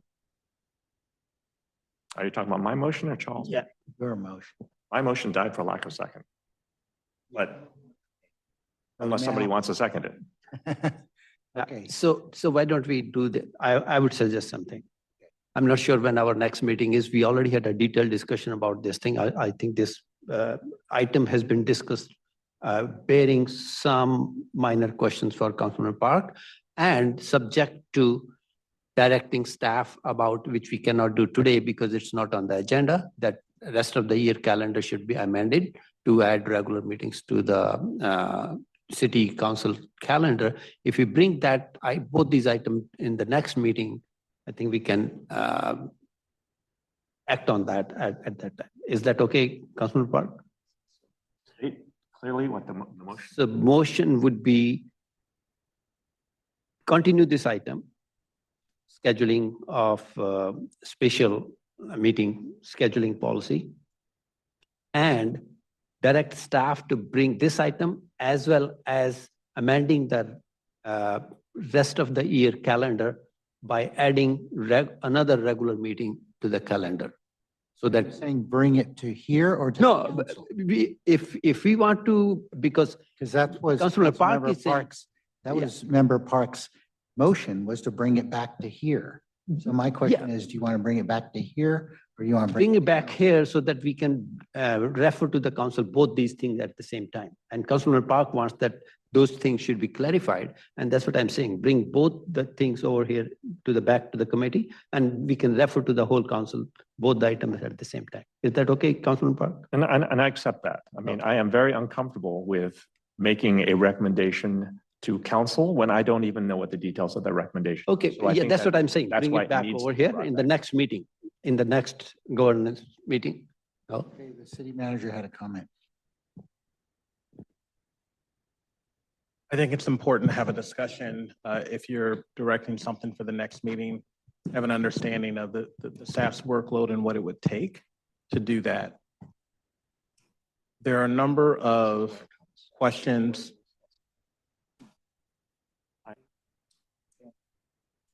There are a number of items that have been discussed tonight that will require additional research. Right? The city attorney has mentioned one. We've talked about taking a look at our other rules to see what items can be brought back to regular meetings versus special meetings. We've also talked about implications to the city charter project. Sitting here right now, I don't know that all of that work can be done to bring you a full complemented analysis at your next meeting. I also want to articulate that the policy before you talks about process, right? What's been talked about is changing the number of regular meetings. Now, we can conceivably do that and not answer all of the questions that have been raised.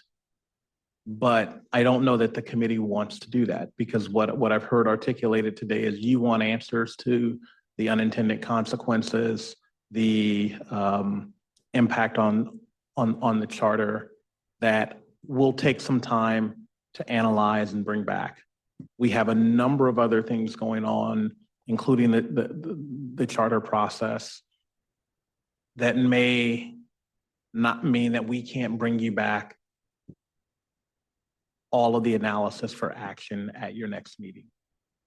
I also want to say with respect to having more regular meetings for the balance of this year, potentially having one will work, which is Councilmember Jahal, what I heard you articulating. I just want to make sure that there's not an expectation that all of the additional meetings would be regular meetings through the fiscal year, because as a city, assistant city clerk articulated, some of those we may use for interviews, we may use for truly special purpose items. And so if it's adding one as a regular meeting, I think we can do that, but we would need to really go through the calendar and ensure. I'll turn it over to the city attorney, who appears to be grabbing his mic. No, I appreciate that. I think the request you're making is consistent with your recommendation, which is at least take action on the process aspect of it, with all the rest of it, coming back in due course. Can I offer a possibility here? What if staff were to amend this policy that is presented to us and answer the questions? You know how we have in our regular city council meetings, we have responses to council questions, and those could just be the modified policy, and answers to questions could be emailed to us so that we could see those in advance of the next meeting if we are going to continue this to another meeting. That would potentially save some time in our next meeting. The only thing that's in front of me, although there's actually a few things we might need to talk about, is the analysis of the remote participation, issue, or that's the primary thing that's in front of me. I don't think there's going to be a clear answer on that based upon my preliminary research. The more likely than not, what I will need to advise you is that pending some case or input from the Attorney General's office kind of interpreting that we should probably, well, I can make an argument that special meetings aren't governed.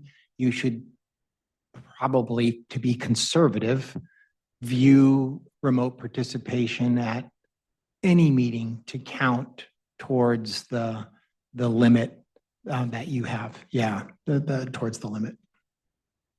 Well, I'm trying to, it sounds like the sentiment is to bring this back, but I don't want to go through a full meeting the next time. I'm trying to figure out how we can get our answers ahead of that next meeting.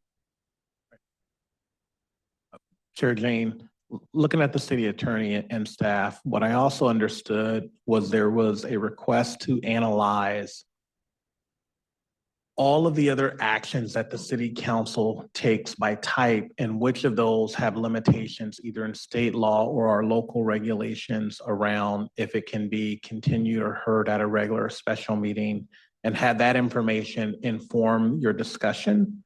That's the piece that, just sitting here right now, I don't know that we can do that by the time of your next meeting. And staff can remind me when the next meeting is on the calendar. And city attorney, It doesn't have to be the next meeting. It could be the meeting after the next meeting. Totally. I'm good with that. The initial request was for the next meeting. And your next quarterly meeting is September 14th and then December 7th. You have two remaining. With likely a special meeting, because we're not going to be able to get to the next item on this. Those are your regular scheduled meetings. Special meeting to talk about special About meetings. special meetings. Yeah, and more likely than not, the conclusion on, at least under existing law, of what the limitations on what can happen at a special meeting. The primary one is adoption of an ordinance. I think the more nuanced issue that Member Park was getting at is, what are the ripple effects of having more regular meetings or more special meetings as opposed to regular meetings, and how does that impact all of the various, city policies? That's a meaningful lift to really look at that and answer that comprehensively. That's the one for me that's going to take some time. Okay, Member Park. So again, I was going to mention that this does not, the special meeting process or the special meeting answers don't have to be at the next meeting. In fact, I don't care if they ever come back if we cannot resolve the regular meetings issue. That's the first thing. Second thing is, I understand, again, it seems like I do not want to make a change to a process if we don't know what the changes to the regular process would be first. I feel like we're putting the cart before the horse by saying, well, we're going to spend a lot of time on the filler without looking at the actual material we want to build the wall. This is not the way that good process should be done. I understand that there is a desire for efficiency and not to go through meetings, but again, policy, public meetings, civic work is not about efficiency. It's about democracy, and it's about ensuring that we've got good outcomes. And if good outcomes require more discussion and robust discussions, that's exactly what we should have. The other question that I've brought up time and time again, which I guess I'll make as a referral at the end of this, is we need more meetings of this committee. Like we talked about how many times the marketing and economics meeting has been, they're being done monthly with subcommittees. At some point, we need many more things to discuss here because the items that are being brought before us are not the items that are the priority. Again, to bring up special meeting policy and process prior to looking at the regular meeting policy and process or the schedule, that doesn't make any sense to me, right? And again, the motion that we actually want to make is to amend the calendar for the rest of this year for regular meetings. That is not what's before us. I mean, at some point, I would really like to look at, to amend what we do and have more meetings, scheduled meetings for this, the most canceled, the most delayed, the most deferred committee meeting, outside of the marketing and economics committee, which had a 2-year hiatus until city manager decided to put, a lot of support into monthly meetings for the marketing economics meeting. But again, we are not putting the time into it. I mean, how important is governance and ethics? And if we're saying it's not as important as people are telling us, then by all means, keep the schedule. But I have been asking this entire year for how do we get a schedule that allows us to go through the work in front of just this committee? And we've been ignoring that too. But I guess I will ask for Councilmember Chahal, your motion was continue this item, special meetings, direct staff to bring this item at a undetermined date. Doesn't have to be the next meeting, but as soon as possible, amendment to the calendar for regular meetings. And I would like, maybe it can't be done here, but I would like to look at the schedule for these meetings so that the next meeting that we look at is not the September meeting. Again, the question I ask is, how important is governance and ethics to the city that we delay this meeting, we cancel this meeting, and we have one per quarter? But my amendment would be that, I didn't hear Councilmember Chahal, as Committee Member Chahal, asking that this be brought back to the next meeting. I heard that it. No, I did. You did, okay. I did say next meeting, but I'm open to bring it back as per convenience of the staff. Right. Yeah. So my motion stands the same, Okay, then my second stands. accepting. But sorry, my second is predicated on, we just change it to, we change the Next to a future meeting, right? And my guidance would be, this is not part of the motion, but my guidance would be after we can take a look at changes we need to make to the regular meeting process. We should not be considering special meetings first over regular meetings. We should solve the problem of regular meetings first before we start changing willy-nilly the requirements or even the process for special meetings. Hi. There is a motion and there's a second. City manager. I just want to clarify for the record. I think Committee Member Park's statements around bringing forward changes to the special meeting process as inappropriate before we discuss the regular meeting process. Let me just say for the record, I understand that Committee Member Park and potentially other people, other members of the committee or the council want more regular meetings.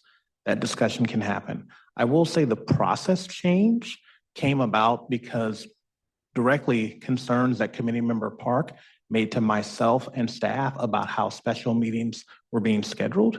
And so we took a look at it and put in a process that I don't hear the committee disagreeing with. It's just, we would like to have more regular meetings before we formalize the process change that has occurred in council policy, because that's what you feel is the core issue. I don't disagree with that, right? I just want to be clear that we adjusted the practice because of concerns raised by Committee Member Park. And I think that has been beneficial to both staff, and I haven't heard disagreement about the core changes to the structure of how we schedule special meetings today. So I'd like to respond to that. And I will go through all of my notes, all of the previous comments that I've made, and the comments that I've made in public. They have never been about special meetings. They have always been about regular meetings, every single one. The fact that we're treating special meetings like regular meetings, that has been a concern. And to turn that around and tell me that the only issues that I brought up were about special meetings, which is why you brought up only special meetings, agendize that here, that makes no sense to me. I can go through, let me do a search. Actually, I can show you this. Okay, I'll show you this. But again, the issues that I brought up had nothing to do with special meetings. My concern was that we were using special meetings for regular meetings, but it has always been. I have been very consistent about this. But for you to say that you change things around to bring special meetings process first because of my input makes no sense to me whatsoever. I'd like to call the question. Okay, we have a motion and a second. All right, all in favor? Aye. Aye. Opposed? None. Passes unanimously. Okay, so now we have item number 3. We're clearly not going to get to this item, so we'll have to be pushed to another future meeting. Is there? I can do that, yeah. All right, we'll open this meeting, this item, and we'll take public comment. Thank you very much. This is the item where I showed up originally for today. Chris Stampolis, Santa Clara. The comment I wanted to provide is with regard to kind of some of the difference that's in the current report between whether a council member is requesting an item in writing versus requesting it up at the dais. It was not clear how they would request something from the dais. And so I wanted to suggest that a standard agenda item be added to the regular meeting agendas that includes request for future council consideration for your council item, obviously separate from having a special meeting, having a special item, because it's unclear how somebody would do that without just interrupting and then you're making a motion, but under what kind of agenda item, where is it versus on here. The other piece I wanted to request is that the language currently talks about whether an item should be added to a future agenda for consideration of whether it would then be scheduled as a substantive item to be considered. Following me, right? It's kind of currently this two-step process. And I think that rather than having it be in the next 2 meetings, which one of the sections says it's got to be within a couple council meetings, the other one doesn't refer to it. Just simply have it say at the next regular meeting. To me, I think that gives the power to the council to clearly say, hey, any council member that wants to have an item considered, if you can make your pitch and get a majority of council to go forward, you shouldn't have to wait, because you're not talking about the content. You're just talking about whether or not it's going to go forward. And the current language allows it to get pushed out so far that, to me, I was frustrating when I served as an elected official. And it's like, I think that the council should have the power. So thank you very much. Thank you. All right, is there a motion to, I guess, close public comment and then continue this item to the next? Just a the quick future comment, I meeting? can make that motion. Uh, Actually, to the comment from Okay, just a clarification. Our regular agenda item already has reports of the members, special committee, and council member 030 request already in the agenda. regular council agenda has that. Yeah. Right, yeah, that already is there, just to fulfill your request. And I can say, close the public comment and continue this item for the next meeting. For a second? So I have a question, which is, if we close public comment, does that mean that when we discuss this, that there will be no public presentations? What does that mean? Yeah, if I may, you don't need to close public comment. This isn't a formal public hearing. And so Member Park, that hopefully will address your issue. If this member of the public or any other member of the public wants to speak on this item when it comes back on your agenda, they can do so. Has he used his time? I would leave that up to the presiding officer. I would give him his time, but again, but Okay, so we're gonna, is there a motion to continue this item? Okay. Is there a second? All right, all in favor? Aye. Opposed? Passes unanimously. Okay, so now we move on to staff reports. Are there any staff reports? No. Okay, are there any committee member reports or future referrals for consideration? yes. Yes, Member Park. So again, I guess we should make this always very explicit. But I would like to talk about how we agendize more meetings for this committee. I think that we should have some talk about future items. We discussed that, but we didn't talk about anything past June, and we're basically in June. But the referrals would be schedule for the Governance and Ethics Committee. At some point, I would like to see how we make this monthly. At some point, I'd like to know how we can have this in a more public place to perhaps encourage public input, like we do for the Marketing and Economics Committee. Doesn't have to be at the library, but I would like it to be, I'd like us to consider how we make this, we meet more often so that we can address the backlog of issues that we want to address. And I'd like to ask how we can make this more public to potentially get more public input. So that's one referral. I think that, I don't know if we need a referral for regular meetings. I think that at some point we've got that with the previous item. Okay, we can't discuss it because it's not agenda. Not substantively, but you can, by consensus or formal vote, ask that be added to a future agenda. Okay, I would like to add it to a future agenda.